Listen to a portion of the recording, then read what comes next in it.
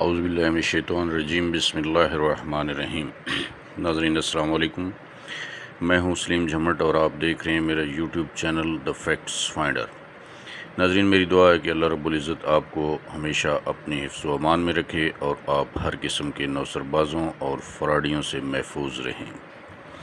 ناظرین، آج کی میری ویڈیو کا ٹائٹل ہوگا کہ پالیسی کیا ہوتی ہے، کمپنی کیا ہوتی ہے، اور اس میں آگے ہم آپ کو بتائیں گے کہ ساری زندگی کا تجربہ اور کمپنی کی مدت 9 ماہ، پالیسی کیا ہوتی ہے، سسٹم کیا ہوتا ہے، مینجمنٹ ٹیم کیا ہوتی ہے، آئی ٹی ٹیم کیا ہوتی ہے، ایڈمنسٹریشن کیا ہوتی ہے، ان تمام چیزوں پہ روشنی ڈالی جائے گی۔ تو جناب، بات یہ ہے کہ ایک کمپنی جب بنائی جاتی ہے تو اس کمپنی کے اندر اس کے ڈاکومنٹیشن، اس کا پورا سسٹم، اس کا ڈیزائن، اس کا سٹرکچر، یہ ساری چیزیں ترتیب دی جاتی ہیں۔ لیکن اگر کوئی کمپنی بنائی گئی اور خلوص نیت سے بنائی گئی ہو تو کوئی وجہ نہیں ہے کہ وہ کمپنی 8-9 مہینے کے بعد بند ہو جائے۔ لہٰذا میں یہاں پہ اس کا جو تجزیہ ہے وہ اس طرح کرتا ہوں کہ جب شروع سے ہی نیت میں فطور ہو، مفادات کی جنگ ہو، تو پھر وہاں پہ کوئی بھی پروجیکٹ کامیابی سے پائے تکمیل کو نہیں پہنچتا ہے۔ لہٰذا یہاں پہ کیش ورتھ کے سلسلے میں بھی بلکہ کیش ورتھ سے پیچھے چلے جائیں، بی فار یو، تو بی فار یو کی کتنی لائف تھی؟ 3 سال 4 سال، 3-4 سال بھی کیا تھی کہ پہلے وہ بنائی گئی اور آہستہ آہستہ لوگوں کو موٹیویشن اس کی طرف دیتے رہے۔ اصل میں جو بی فار یو میں کام ہوا وہ آخری 1 سال 1.5 سال کے اندر کام ہوا ہے۔ جب لوگوں کا ٹرسٹ بحال ہوا، لوگوں نے گھر بیچ کے اس میں لگانے شروع کیے، ان کا ٹارگٹ پورا ہو گیا، انہوں نے اس کو بساط کو لپیٹا اور سارا سسٹم بند کر دیا۔ اب کیا ہوا؟ اب انہوں نے جناب آگے لوگوں کو ٹرک کی بتی کے پیچھے لگایا، ایک بندہ ہائر کیا، ساری زندگی کا تجربہ لے کے آئے وہ صاحب، اور انہوں نے آ کے ایک نعرہ لگایا کہ جی میرے پاس ساری زندگی کا تجربہ ہے، میں یوں کر دوں گا، میں فلاں کر دوں گا۔ میرے لیے قابل احترام ہیں، بزرگ ہیں، لیکن میں ان کے خلاف کوئی ایسی کبھی بھی گندی زبان استعمال کرنے کے لیے تیار نہیں ہوں، لیکن جہاں پہ اختلاف ہوگا وہاں پہ میں بات کروں گا۔ احترام اپنی جگہ ہے، لیکن لوگوں کے جذبات سے کھیلنا، لوگوں کو ایک کام پہ لگانا اور اس کو پائے تکمیل تک نہ پہنچا سکنا، یہ بالکل غلط بات ہے۔ لیکن میں یہاں پہ ایک کریڈٹ ان کو دینا چاہتا ہوں کہ انہوں نے ایک کام اگر کمپلیٹ نہیں ہوا تو انہوں نے پبلک سے معذرت کی ہے، یہ ان کا کریڈٹ ہے۔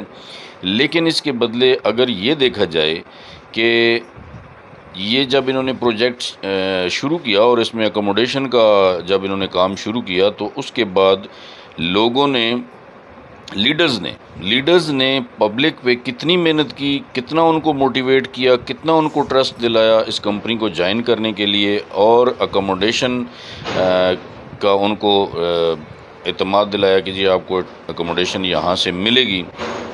اور ان لوگوں نے جو کہ جوائن ہوئے، انہوں نے کہاں کہاں سے پیمنٹیں لا کے، ادھار مانگ کے، قرض اٹھا کے انہوں نے آ کے پیمنٹ پھر اس میں لگا دی۔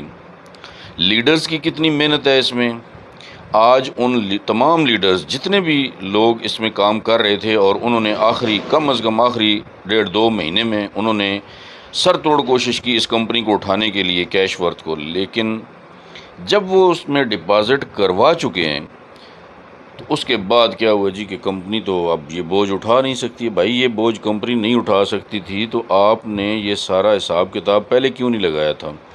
اگر آپ نے حساب کتاب لگایا تھا اور درمیان میں کوئی ایسا معجزہ ہو گیا، ایسا کوئی مس ہیپ ہو گیا آپ کے ساتھ، معجزہ تو نہیں کہنا چاہیے، مس ہیپ کہنا چاہیے، کہ آپ کے ساتھ کوئی مس ہیپ ہو گیا، تو وہ کھول کے سامنے رکھیں۔ وہ کون سا وقت ہوگا جب آپ، جی میں اور ملک نوید صاحب پبلک کے ساتھ کھڑے ہوں گے، وہ کون سا وقت ہوگا جب آپ لوگ کھڑے ہوں گے؟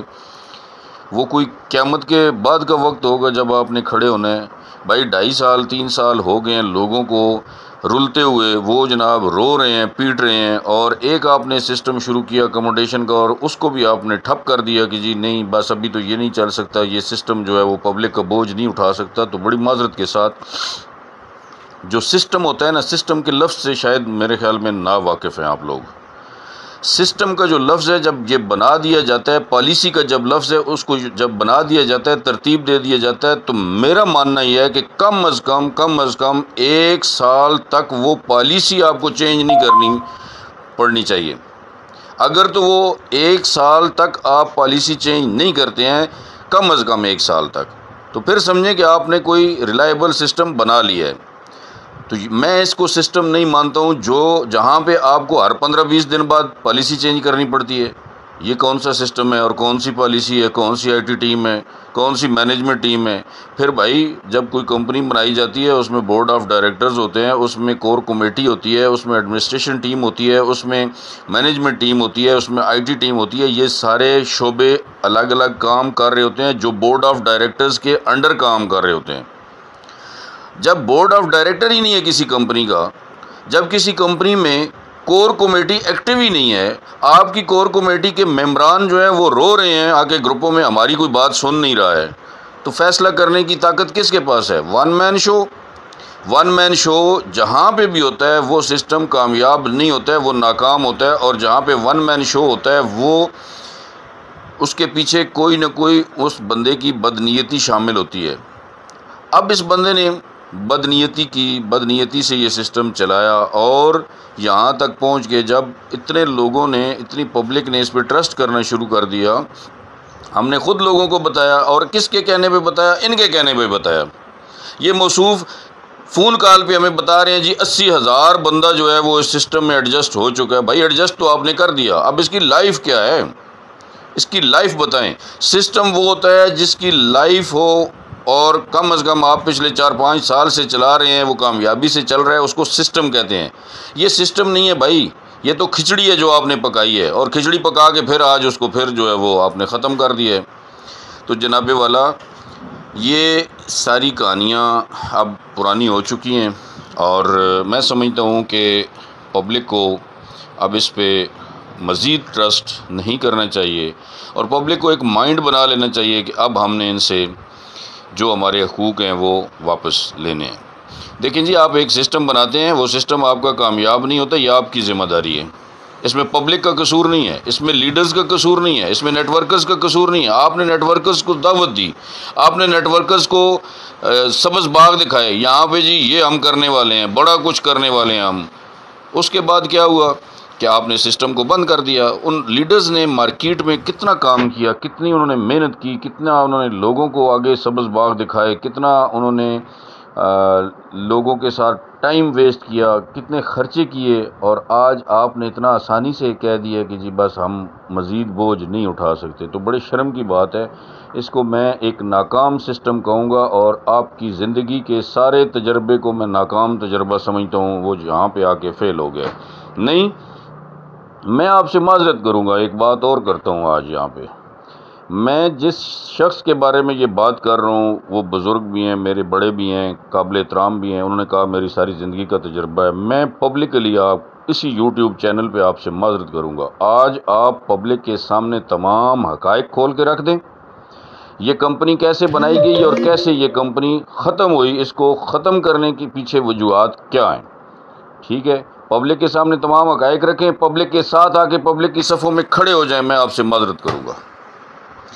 لیکن یہ دوغلا پن چھوڑ دیں۔ وہ بھی ہمارے بھائی ہیں جی، ہم ان کے ساتھ بھی کھڑے ہیں جی، ہم بھائی ہیں، اور ادھر آپ پبلک کو کہتے ہیں جی کہ میں تو جی آپ کے ساتھ کھڑا ہوں، میں تو پبلک کے ساتھ کھڑا ہوں، اور ملک نوید صاحب بھی پبلک کے ساتھ کھڑے ہیں۔ ملک صاحب بھی ہمارے لیے قابل احترام ہے، ہمارا ان کے ساتھ بھی کوئی کسی قسم کی دشمنی نہیں ہے، لیکن بھائی اپنی زبان میں جو ہے نا وہ ایسی چیز پیدا کریں کہ جس کو پیرا دے سکیں۔ بات آپ کرتے اور ہیں، اس پہ عمل نہیں ہوتا، پھر آپ آئیں بائیں شائیں کر کے کسی اور راستے سے نکلنے کی کوشش کرتے ہیں، تو اس طرح نہیں۔ میں پبلکلی بات کر رہا ہوں، میں نے کیش ورتھ کو خود ذاتی طور پہ جوائن نہیں کیا، کسی مائی کے لال کے پاس کوئی ثبوت ہے تو وہ لے کر آئے سامنے۔